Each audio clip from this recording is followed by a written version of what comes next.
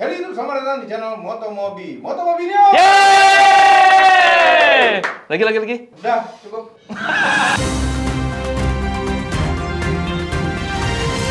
All New Camry udah mulai dijual di ASEAN. Nah, di Indonesia kapan? Nggak tahu, Mamang. Nah, Toyota Camry generasi 9 yang debut di bulan November 2023 kemarin di Amerika Serikat akhirnya mendarat di wilayah Asia Tenggara. Yes, Singapura menjadi negara pertama yang menjual sedan pesaing dari Honda Accord ini.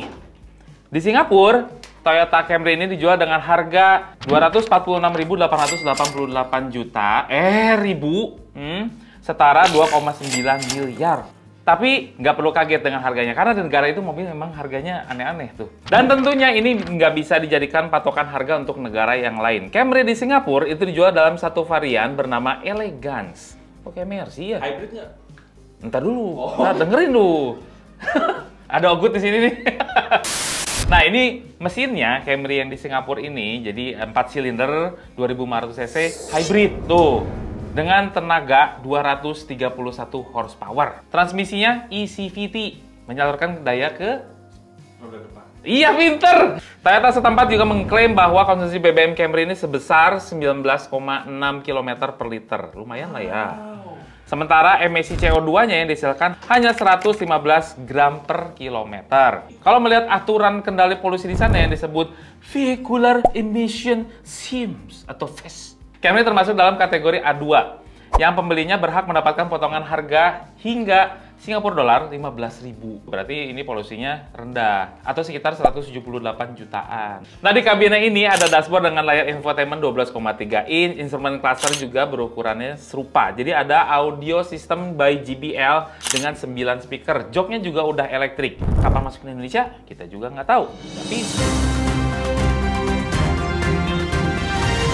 Mitsubishi Pajero udah generasi keempat nih. Jadi penampakan prototipe adalah seperti ini, siluetnya seperti itu. Tuh, muncul di media online di Spanyol. Sepintas, kami pikir Eropa baru akan memasarkan Pajero Sport yang sudah ada di Indonesia, tapi setelah diperhatikan agak janggal. Iya, kenapa janggal?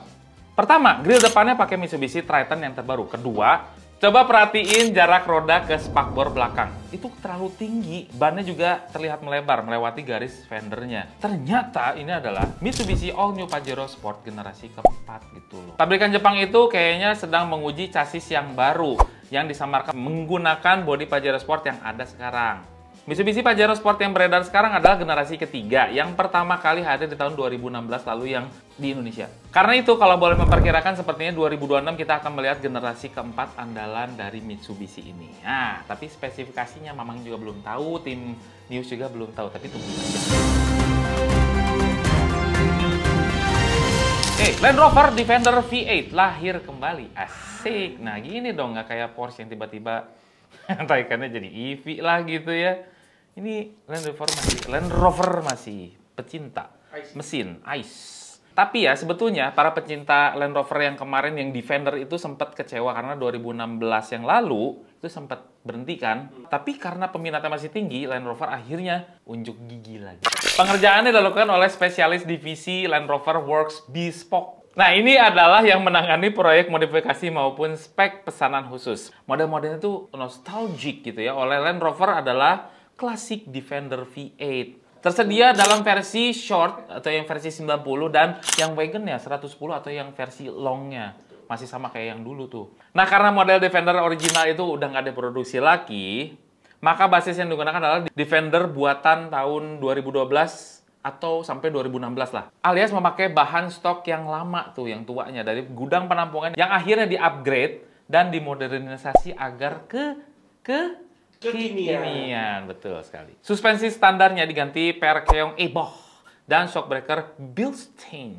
Suspensi dan gardan belakang ditopang anti-roll bar agar pengendaraan lebih stabil saat bermanuver. Remnya juga di-upgrade. Yang udah disc itu di-upgrade lagi biar lebih pakem karena lebih cepat kan ya pasti. Works Bespoke juga memanfaatkan mesin bensin 5.000 liter. Gila ya, 5.000 cc maksudnya. V8 bertenaga 400 horsepower. Torsinya pun 515 Nm. Ya, ini mirip Fortuner. Ya. Sistem penggerak 4-wheel drive-nya juga dipadukan dengan gearbox automatic 8-speed buatan ZF. Oke lah kalau ZF. Mobil ini Dibuat tapi berdasarkan pesanan. Jadi jangan heran kalau konsumen bisa memilih warna sampai opsi-opsinya.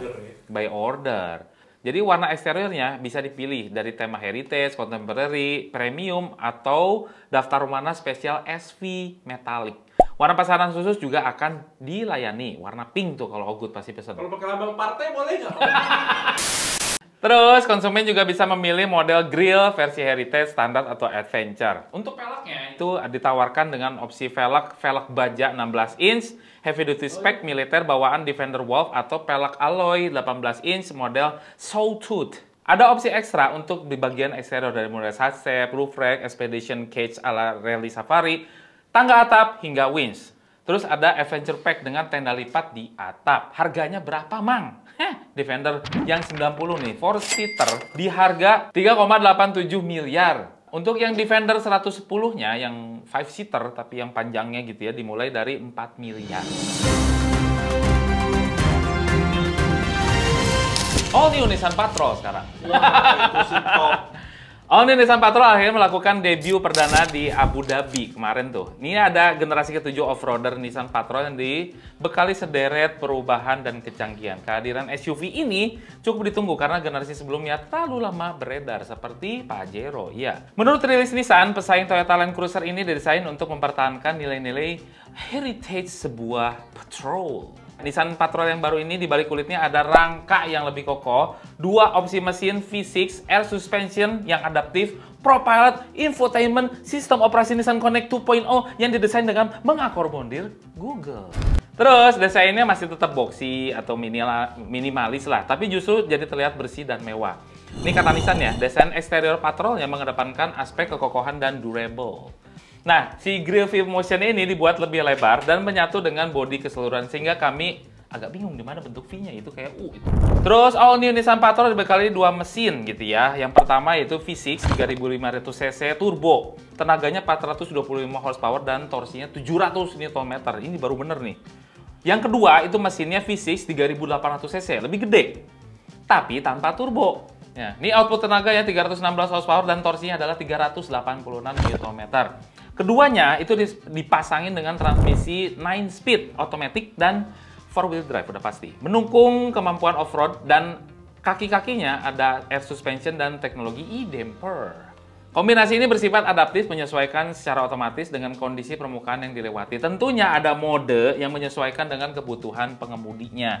Nah, kata Nissan, all new Nissan Patrol ini dijual di Timur Tengah pada November 2024 nanti. Yang lain kita nggak tahu, masih nunggulah dari Abu Dhabi ini habis itu dijual kemana nggak tahu. Aston Martin Vanquish yang ini, yang baru, itu keren banget, lihat deh. Nah di balik kap mesinnya tersimpan mesin 5200 cc V12 Twin Turbo, udah 12, pakai twin lagi. Ini punya powernya sampai 824 horsepower dan torsinya 1000 Nm. Wow. Transmisinya pakai 8 speed, ya, yang ke belakang rodanya. RWD dia nggak pakai AWD, tapi pakai LSD.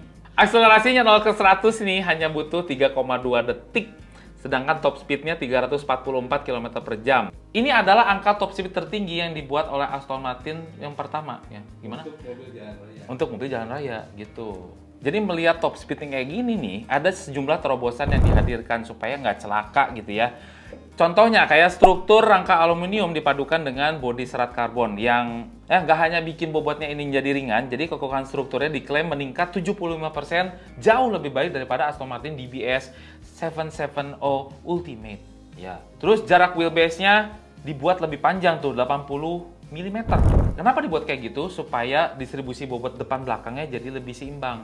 Terus suspensinya pakai built-in DTX yang punya settingan redaman yang disesuaikan dengan mode berkendara. Suspensi depannya pun pakai anti-roll bar untuk meningkatkan stabilitas. Terus sistem electric power steeringnya dan electronic stability control dikalibrasi lagi sesuai dengan setting mode berkendara. Ada upgrade yang lainnya, seperti upgrade teknisnya. Seperti rem cakram rem keramik karbon berukuran 410 mm untuk bagian depan dan 360 mm bagian belakang. Yang diklaim lebih baik daripada Vanquish generasi yang sebelumnya. Bahkan rem ini nggak akan kehilangan daya cengkram meskipun suhu cakram mencapai 800 derajat Celcius. Aston Martin masih merahasiakan label harga dari Vanquish ini. Kabarnya, nggak lebih dari 1000 unit Vanquish yang bakal dibuat setiap tahunnya. Cuman 1000 unit guys, buruan dibeli.